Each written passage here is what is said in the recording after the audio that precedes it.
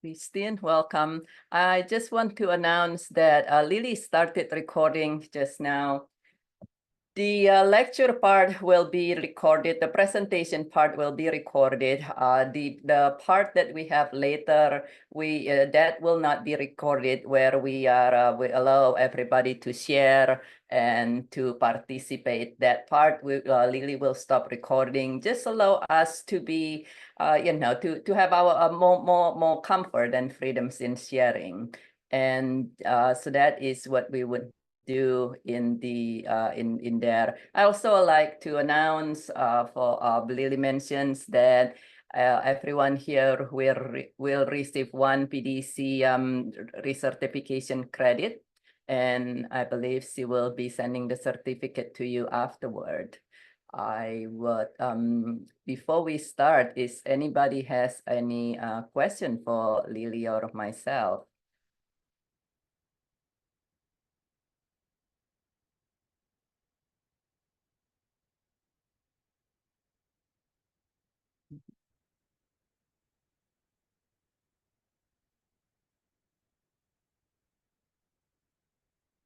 You will also share, okay. Would you like to wait for more people or should we get started, Lily? Let's get started. We have 36 people with us. So thank you so much, everybody, for joining. I'm so glad that you're here. And I think you're going to get a lot of this. So I'll be interacting in the chat. Thank you, Lily. And yes, thank you everyone for for joining today, sharing your precious lunch time in front of the Zoom screen. Thank you for that. And today we are sharing about thriving in the face of workplace challenges. Let me just introduce myself really briefly here. I think some people have met me before, but I am Birgitte Tan. I'm Dr. Birgitte Tan, and my doctorate is actually in medicine. What part of my career is veterinary, board certified veterinarian medical oncologist in the previous life. So I'm also a certified grief specialist, certified trauma resiliency coach, as well as a certified compassion fatigue or compassion resiliency, and many others. Qualifications. And what brought me into grief is actually, I did not wake up one day and say, "Dude, it sounds like such a sexy idea to be doing this grief work," but it is life experience. I experienced a multitude of grief since I was 5 years old. All great because it's given me ability to relate more to people as well as to help people in multiple different manners. I work with large corporations as well for quite some time. And so I can relate the feeling of being in that sandwich where you have people whom you love to take care and you also have pressures from above. Anybody here can relate with that? You feel kind of like you're like in the sandwich in the middle. So and I also have the experience of building businesses as well as building services on my own. So that is that.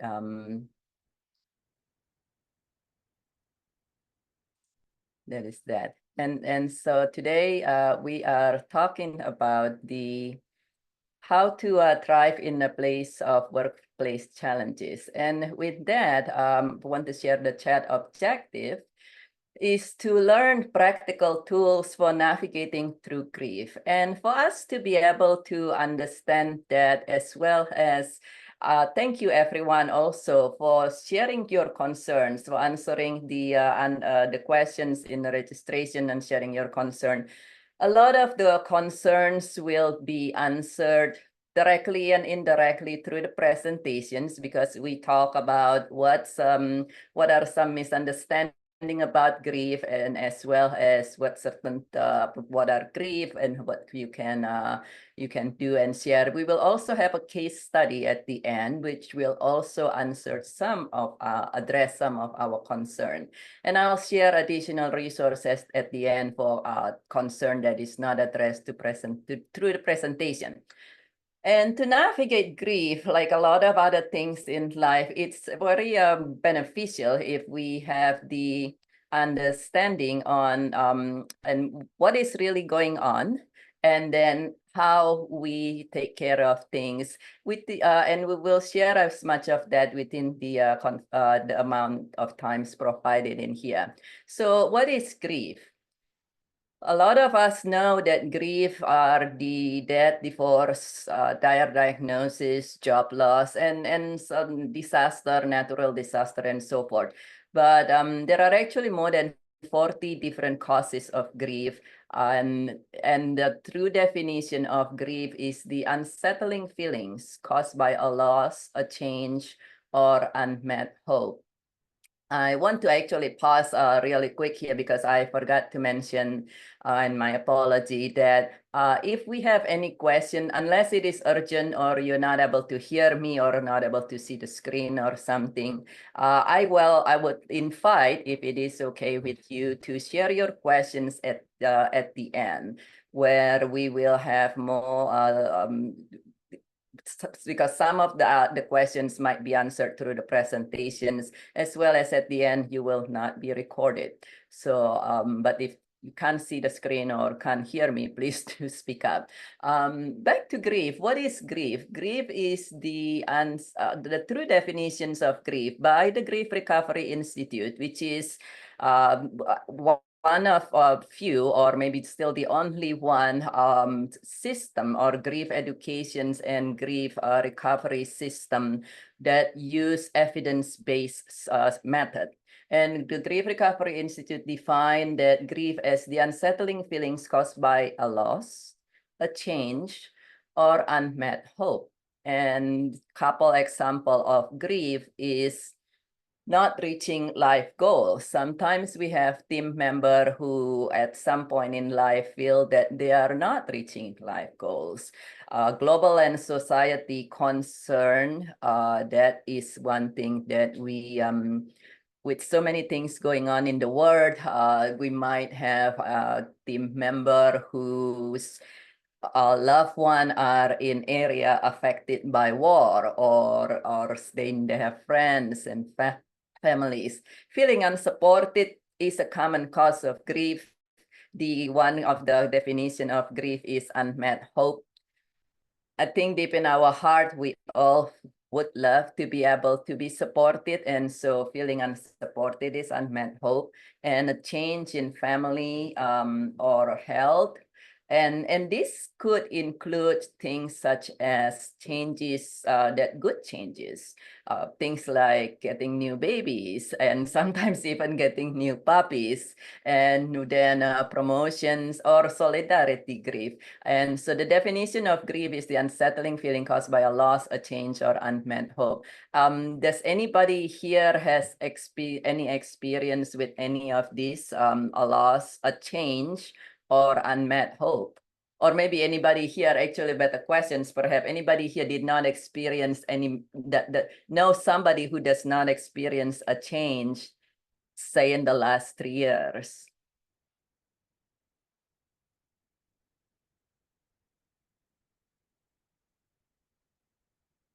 And the next questions is, the next part is, what are some common signs? So we know what grief are. What are some common signs of grief?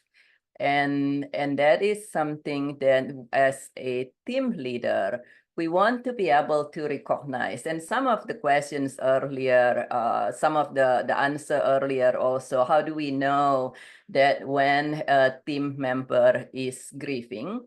And from the slide just now, we know that any change, including promotion, and that can cause a grief. And so the question is sometimes, how do we know? So knowing what all the different causes, which is the definition of grief, can help us to have our radar out, so to say. And then in terms of being able to recognize grief, here are some of the common signs. And if anybody want to share in the chat, if some of these are things that you possibly notice in your team member or your loved one, confusion and forgetfulness, so they are making mistakes. Anybody has ever noticed a team member or a loved one, if they're grieving doing this, they're feeling overwhelmed, they got moody, distrustful. Sometimes we don't this is not always the most well-known one,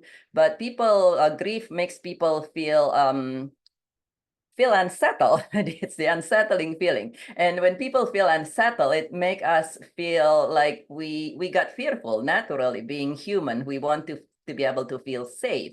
So if we feel unsettled, we feel fearful, and that's become distrustful, and that's why some of the answers said, well, we give recommendations, and then they turn around and they got angry, or they try to blame us for something. So that can stem partly from this anger, negative expectation, and then having other such physical symptoms.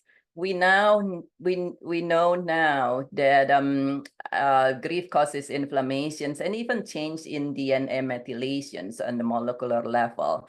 And so with that, we have a physical ailment. I don't know if anybody care to share in the chat if any of your team members, you seems to they something happen in their life, and then they just start calling out from one after another condition. That sometimes we see that, and it's like, and the situation could be something simple like, oh, they have something happen, and then now they have a flu, and now they have a cold, and now they seems to have constant headaches and things like that. Somebody shares team that going through grief right now because of a restructuring. Yeah, definitely. The change of restructuring can be really, really, really tough, as well as Elizabeth shares about loss of a fur baby. And then, and that is loss of a fur baby can be one of the common, it's one of those common disenfranchised grief, which is really fancy name. But it's one of those things. I'm sidetracking a little bit right now, but this as franchise grief, some of us know it's one of those under recognized or underappreciated grief, because if you talk to a neighbor, a friend, and even a family member who is not a fur mom, they say, "Oh, well, it's just a dog or a cat. You want us to get you another puppy."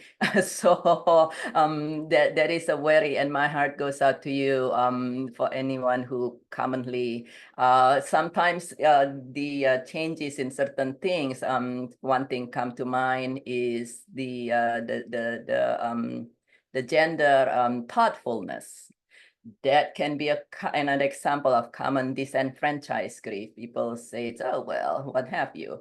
That those are but yeah, and my heart goes out to you and to Araceli as well, to the passing of your mom. I can't even begin to imagine. Grief causes inflammation in our body. It even causes changes and physical ailment. So one clue that we might have is somebody that used to have a really good track record, they suddenly start calling out for sometimes seemingly one after another reason. Sometimes they themselves not aware that they are grieving if they don't know of all the four different causes of grief. Another thing that we know, the common sign of grief is actually the effect of grief on others. Somebody share in the answers how they concerned that somebody grieving now start affecting others. And this is very true. This is actually shown by EKG studies by multiple institutions. Number one, the one being the HeartMed Institute, that what going on in our heart, EKG studies shows that what's going on in our heart can change the heart rate and the heart rhythm of somebody else, with somebody else is people or animal, all the way across the room without them even communicating with each other. They're not interacting with each other. They are actually in the study, they separate it by screen, so they cannot even see each other. One person the trained personnel sit in one side of one end of the room, and then the other subjects sit on the opposite corner of the room, and it was a dog or a person, everybody connected to EKG, and the trained personnel are taught to think about something happy, and they taught to think about something neutral for baseline, and then something happy, something that make them angry, something that make them sad, and each time we see a change in their ECG, but we also see a change both in dogs and in personal people all the way across the room without interacting. So grief can do that. And so one thing that you might notice, some of us more sensitive and in tune with our heart, is actually we might actually speak to some people and you might feel a slightly different feeling now that you know this. Sometimes you might have this experience of you walk into a room and you have a couple people there and they're not saying anything, but you're like, oh, something up here, it's feel uncomfortable, maybe I'll get out.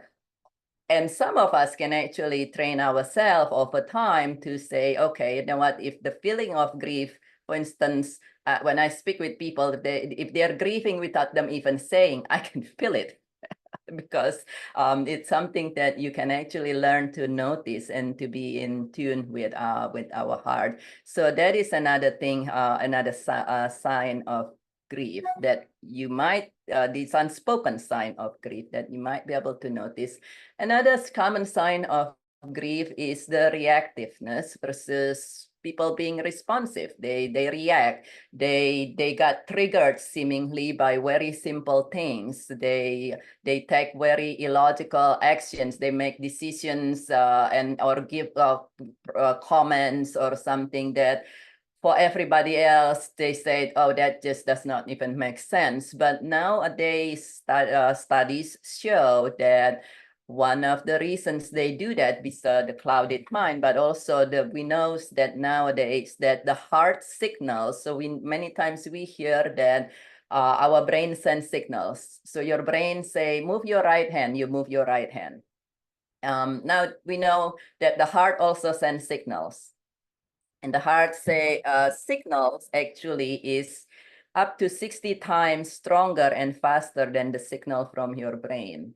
For a team member who are grieving, they might understand in their mind they're not supposed to be doing this and that, or they're supposed to be doing this and that. But sometimes if they are grieving, their heart just override, and you might start seeing a performance changes because they know very well that they are supposed to be doing this and that, but if their heart is firing in pain, they're not able to think, and then they react it before they are even able to think. If anybody ever have this experience, let's say you are outside, perhaps it's a little bit dark, and then you have, anybody ever have this experience, please share in the chat. You're outside, maybe it's a little bit dark, and then you hear a noise and you're like, oh, what's that? And then literally the next half a second, you say, oh, it's just the leaves, or it's just plastic or something, and we laugh at ourselves. And that's actually an example of your heart firing before your brain can catch up. The part that you go, oh, what's that? If you look back to that moment, you might or might not notice that which part of you that kind of like, what do you feel that? Like a lot of people say they feel it, they're like their heart racing. And then their brain is actually catch up and say, oh, it's just plastic. And that's an example of reactiveness. This is just a recap of the common sign of grief. In our team member at the workplace, reactiveness, we talk about the different emotional and mental, the societal and the physical, people calling out. But unfortunately, in the workplace, all of this leads to conflict and burnout. When people are not themselves, when people are reactive, when people are moody, when people make mistakes, even if the person themselves not burned out, their team member who's trying their very best to keep up with them could burn out. Sometimes it's not the person grieving that burn out, it's the person around them. They're like, you know what, this person's keep making mistake. And if we look at the definitions of grief, everybody experiencing changes, already unsettled.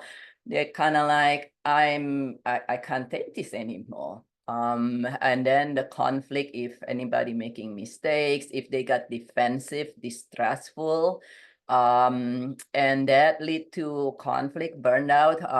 Unfortunately, we are all familiar with silent quitting or complete quitting, and all leads to the poor productivity. The last study was done in 2007 by Grief Recovery Institute, and that study shows that grief costs the workplace in the United States alone 113.7 billion. This was before the pandemic. We are all here being human resource leaders. We know what's the impact of pandemic on mental health. And we don't have a new study with a new number yet, but we estimated the cost now is somewhere closer to 3 times that on each and every one workplace. There is no escape from this, unfortunately. So there's a lot of decrease in productivity, increase in workout, in conflict, and is a common sign of grief actually in the workplace. And we talk a lot about grief, which can be very heavy.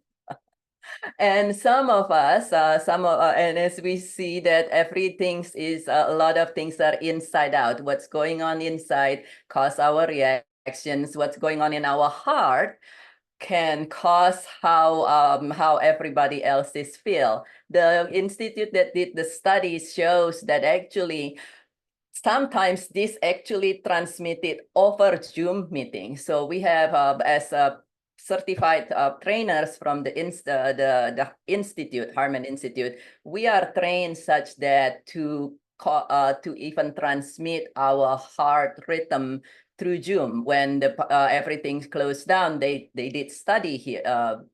It's not double-blinded study, but they did study, and the other party usually doesn't know. But with that, since we know what's going on inside, have affected our result and our experience, and also we here together. I would invite us, everybody, if it's okay with you, to join this activity. And some of us shares on how your answer, how you can feel a little more at ease yourself. There are additional resources, but with this is something that you can do even as you are speaking with somebody. You can be in the middle of the meeting. You can be face-to-face with someone, and the person would not even know that you are doing this to help you center yourself. So you are not dragged down, so to say, because when we know how when we're speaking with somebody grieving or angry, sometimes it kind of causes us to be unsettled. And so I will lead this, but this is what it does is basically asks you to notice your inhale and exhale. You do not need to take deep breathing. That's not always a practical situation when we are in a meeting, in particularly face-to-face. So all you need to do is notice your inhale and your exhale, and then if you are able to, put the tip of your thumb and index finger and middle finger together. So your hand close down like that. Your dominant hand if possible, but if not, your other hand or both hand. Put your thumb, index, and middle finger, the tip together. If possible to, if you're not in the middle of eating lunch, touch the tip of your tongue to the roof of your mouth. I'm trained in multiple modalities. This is part of NLP and credit to NLP and Institute of Inner Study. So I will just lead. This is just a very short exercise. And I would invite you to just notice your inhale and notice your exhale. Notice your inhale Notice your exhale. Notice your inhale. Notice your exhale. Notice your inhale.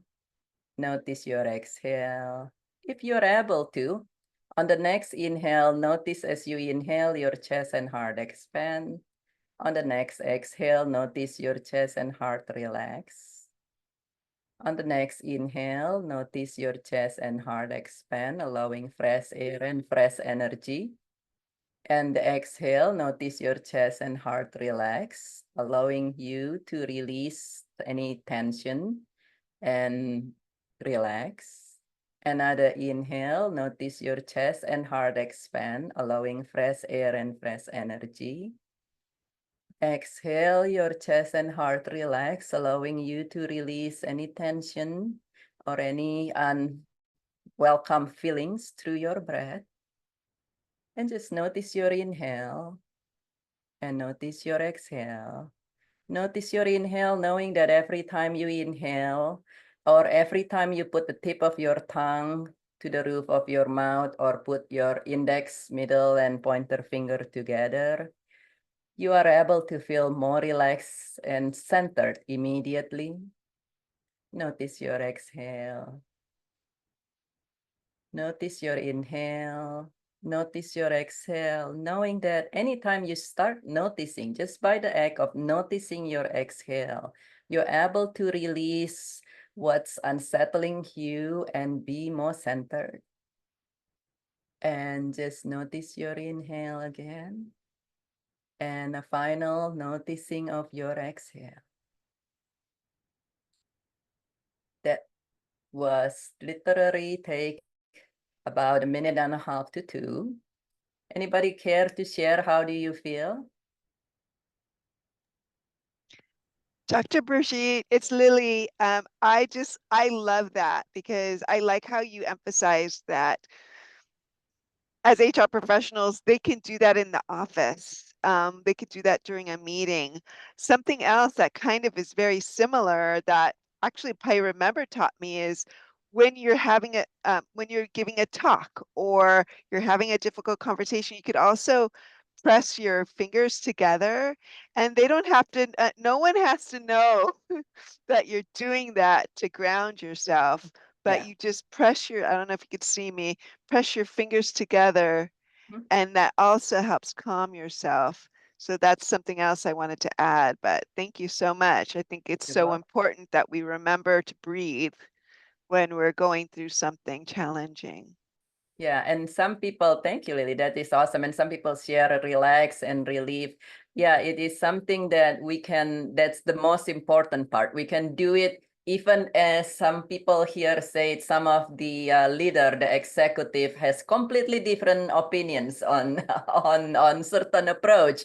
And as people sitting there blasting at you can be doing this and you still look very proper and we're still able to listen to them, that which is very important because we don't want to be like too drawn out and then they like, you're not listening to me. So it's one thing I learned being on the floor, so to say, to create because it can be we don't always have the time to say, hang on, I need about 10 minutes. I'll come back to you, Mr. X or Miss or you know, my dear executive. Doesn't always work. So okay, and the next one is the how. We learned about the what. We also, even more interesting is how to navigate grief. We will share a few tools in here.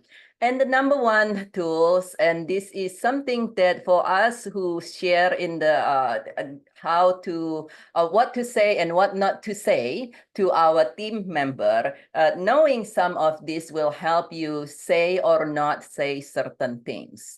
And so now the common misunderstanding about grief. Positive thinking and rationalization, time, acceptance, and forgiveness.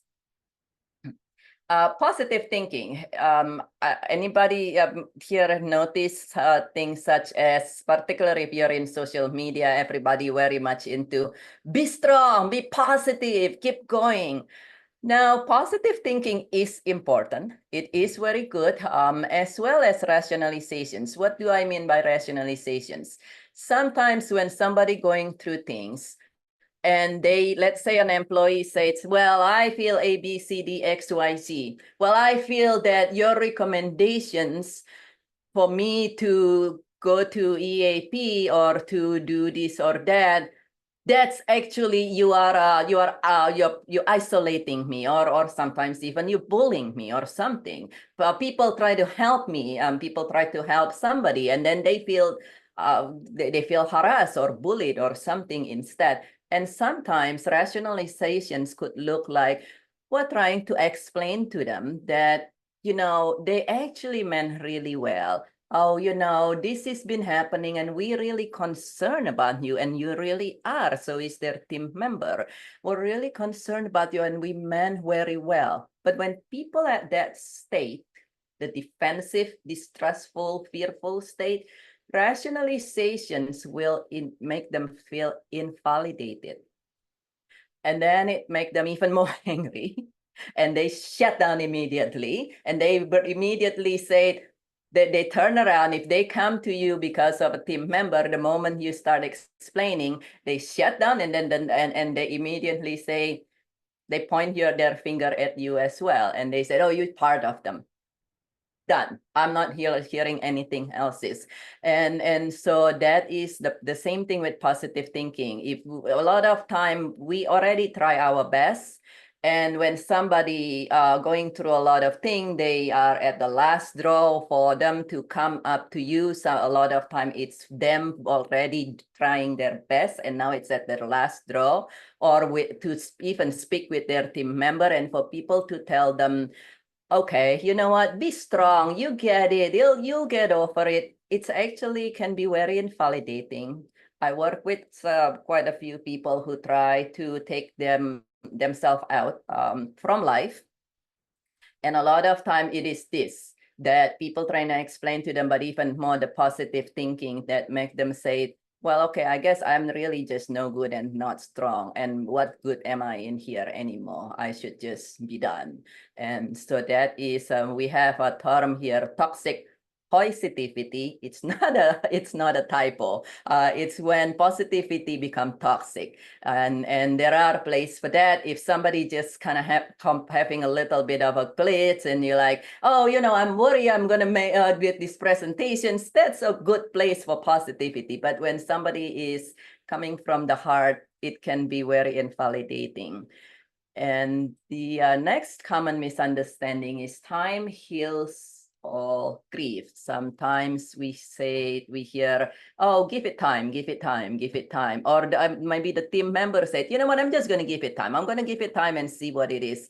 It's a very common misunderstanding. But if we think about it, that if time heals grief, we will not have PTSD. And completely resolve grief actually become emotional, physical problems, and back to the triggers and reactiveness, it will cause that. And the other thing is acceptance and forgiveness. Now, this is something that typically HR leader might not be talking about, but sometimes they might talk to about it to us. And there is a misbelief that we must have acceptance or forgiveness, and this is common with also many therapists and counselor friends whom I know and met. But the truth is, sometimes people use this as an excuse to stay stuck, or they feel invalidated. If they don't want to forgive and something in them still cut, then they feel invalidated. A lot of time, if they talk to you about this, you can say, well, you know what? How about if you don't have to forgive? And my experience and studies shows they don't always have to forgive. They could move forward first. And sometimes you can recommend to them, this is something I use with a lot of clients, maybe you don't have to forgive and accept at this moment. You just focus on what action can you do to help you move forward, and to consider, to be willing, just a tiniest corner in their mind. And if they're not willing, it's okay. They ask them to say, what can you do? If they can't to you, then focus on the moving forward. Sometimes for some people, they forgive and accept after they are able to move forward. So that's our common misunderstanding. One thing I don't mention in here is actually staying busy. Staying busy is a good band-aid, but when it is a deep grief, it's a great distraction. But a lot of time it's like taking Tylenol with codeine when you break your leg. It does not fix the problem. The second tool is ADA. What does ADA? This ADA is to enable us. Now, the ADA, when it comes to, if we are the person who are going through things, firstly, my heart goes out to you. When we are grieving, the key part is we want to acknowledge. Many times we feel bad for feeling bad. Anybody ever have this experience? You feel unsettled, you feel angry at somebody, and then you tell yourself, I shouldn't be angry. Your feelings always valid. You feel sad or you feel just so clouded in your mind, and you say, I shouldn't be this clouded. Why am I so not thinking? Why did I react like that? Your feeling is always valid. So to allow yourself to acknowledge that feeling instead of denying it, what we resist get amplified, not just persist. What we resist get amplified. So acknowledge and honor it. And that does not mean we dwell. And the second ADA is to determine that we are, if this is not how you want to be, to determine that you will do, seek, learn, whatever it is that you are going to move forward. Sometime moving forward from grief, when it is something very impactful, from a change very impactful, take a lot of courage and take a lot of determinations to keep going. And sometimes many clients who come to me, many of them's been through therapists and social worker and counselor and psychiatrist, and it doesn't work. And it takes a lot of determinations to keep going. And then to act. Nothing changed if nothing changed. It takes actions for us to change our result. With a team member, it is the ADA is a little different actually. The first one is awareness. This is one way for us to help our team member with that so-called to help our team member tactfully. Is to help them have more awareness. When people have more awareness, they start looking at themselves and say, oh yeah, I can relate with that. Oh, maybe that's what I'm feeling. And you don't have to come down and say, this is what you're doing, A, B, C, and then they turn around and say you are harassing them. So awareness is one. And then to give them awareness and your team awareness, as well as to discover. We see that the many different signs of grief. Sometimes it can be very subtle, it's very sneaky. And so to discover through conversations, but also to help them discover themselves, because sometimes they don't talk with us. And then as before, once somebody actually, and to encourage them to take action, if they do come to you, to encourage them to take the proper action while ensuring their privacy and security. Some people do not want to go to EAP because they have this distrust that, oh, it's going to get back to the employer. And in that scenario, you might want to say, hey, you can check this thing outside resource. So they don't feel that they are called in and go to your EAP, and then they're already distrustful in that situations. They will reject out of fear. So what is before we go to the third tool, this is just a little joke here. Anybody want to share their answer? Why the HR person come to thriving in the workplace challenge? I can share your chat in the screen, but what we resist get amplified. Yes. So while sharing our answer for the sake of times, it's to allow happy resiliency to add happy resiliencies to our workplace. And the third thing is laughter. The third tools in the confine of time. I can list about 100 other tools, but in the confine of time, the third tool that easier to apply in the workplace is laughter. We know that a laughing heart is a healing heart, and maybe it's something such as sending a weekly joke.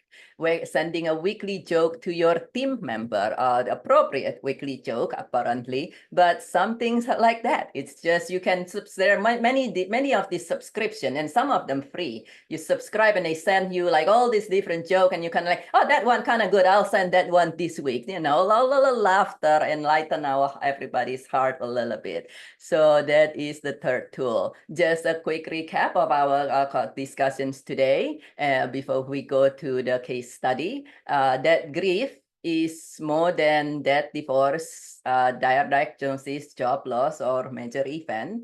There are more than 40 different causes. It is the unsettling for some that come in late. That was at the beginning. So the definition of grief is the unsettling feelings, the unsettled feelings caused by any loss, any change, including all the change we all experienced in the last several years, and unmet hope, including perhaps the our purchasing power nowadays, considering the economy here in the US, or your team member purchasing power, the people who wants to buy house and they come into the realization living in California, they can't, it turns into something that become more of a dream for some people that can really hurt. The second thing is that hurt people through all the thing that grief causes in us, the physical, the indirect, without the direct communications, just through the heart,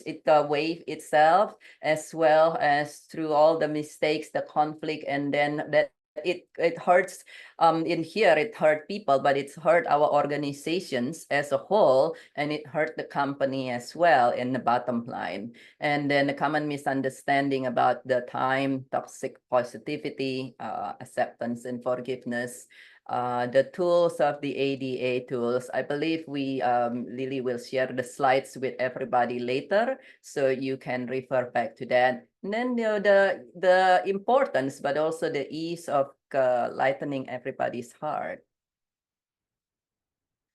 This is the case study, and what we will do is I invite any people to if you want to participate in the answers, please just go ahead and raise your hand, and we'll take your answer. But excuse me, this is John. And John has worked in the company for more than 25 years. He was there starting when the company was very young, and he has done the most excellent work. And John is actually one of the, I don't have it in here, he's one of the executive. He's vice president of one of the division. So John has really excellent work history. And for a whole year, he has progressive migraine and other complaint of other pain, from back pain and this pain and that pain, and sometimes random stomach pain. But he has all these seemingly random physical symptoms. And because of that, it's keeping him from being able to attend work, or when he is at work, he is not present. Sometimes you might experience this, a team member there, but they're not really there. And so this is happening over a year, and he went to one after another physicians, and some of them said to him that he is stressed. So his conclusions is, there's a lot going on in the world, and now, so he's stressed by life. Now, people recommend, as well as the brave HR leader recommend perhaps therapy or extended leave. And some people recommend that to him, some of his team member and people who he report to. but he actually came to HR with a concern that he felt bullied by people's recommendation. And in this scenario, feel welcome to share how would you manage this? How would you navigate and manage this? I will share my what we did in just a little bit, but this is a case study. So anybody want to chime in and share how you would address this and manage this? Should I turn off the recording so people feel comfortable sharing? Yes, why don't we do that? Great. I'll turn that off. And you can also, if how